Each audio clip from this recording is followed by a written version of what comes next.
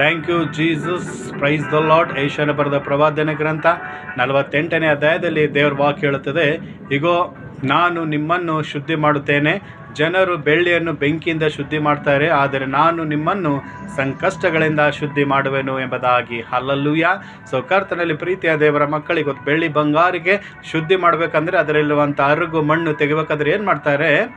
ಬೆಂಕಿಯಲ್ಲಿ ಹಾಕಿ ಅದಕ್ಕೆ ಶುದ್ಧಿ ಮಾಡ್ತಾರೆ. ಅದು ಅವಾಗ ಏನಾಗುತ್ತೆ? ಅದು ಅಪ್ಪಟ ಬಂಗಾರ ಆಗುತ್ತೆ. ಅದಕ್ಕೆ ಕರ್ತನಲ್ಲಿ ಪ್ರೀತಿಯ ದೇವರ ಮಕ್ಕಳೇ, ಇವತ್ತು ನನ್ನನ್ನು ನಿನ್ನನ್ನು ಕೂಡ ದೇವರು ಶುದ್ಧಿ ಮಾಡುವುದಕ್ಕಾಗಿ ಏನು ಮಾಡ್ತಾರಂತೆ? ಕಷ್ಟಗಳನ್ನು ನಮ್ಮ ಜೀವನದಲ್ಲಿ ಬರಮಾಡ್ತಾರೆ, ಶೋಧನೆಗಳನ್ನು ಬರಮಾಡ್ತಾರೆ. ದೇವರಿಂದ ಕಷ್ಟಗಳು ಬಂದಿದಾಗ ಅದರಿಂದ ನಾವು ಕೂಡ ಏನಾಗ್ತೀವಿ? ಅಪ್ಪಟ ಬಂಗಾರದಂತೆ ಅಪ್ಪಟ್ಟವಾಗಿ ದೇವರ ಮಕ್ಕಳಾಗಿ ನಾವು ಶುದ್ಧವಾಗುತ್ತೇವೆ. ಅದಕ್ಕೆ ಕರ್ತನಲ್ಲಿ ಪ್ರೀತಿಯ ದೇವರ ಮಕ್ಕಳೇ, ಇವತ್ತು ಕಂಡಿರಿ ಕಷ್ಟಗಳು, ಶೋಧನೆಗಳು, ನೋವುಗಳು ನಿನ್ನ ಜೀವಿತದಲ್ಲಿ ದೇವರಿಂದ ಬರುವಾಗ ನೀನು ಧೈರ್ಯಗೆಡದೆ ಧೈರ್ಯವಾಗಿ ಆ ದೇವರಲ್ಲಿ ಇದ್ದುಕೊಂಡು ನೀ ಬಲ ಹೊಂದು. ದೇವರು ನಿನಗೆ ಏನು ಮಾಡ್ತಾರೆ? ಬೆಳ್ಳಿ ಬಂಗಾರದಂತೆ ಅಪ್ಪಟವಾಗಿ ದೇವರು ನಿನ್ನನ್ನು ಶುದ್ಧವಾಗಿ ಮಾಡಿ ಆಶೀರ್ವಾದ ಮಾಡ್ತಾರೆ ಎಂಬುದಾಗಿ ನಾವು ದೇವರ ವಾಕ್ಯದಲ್ಲಿ ನೋಡ್ತೇವೆ.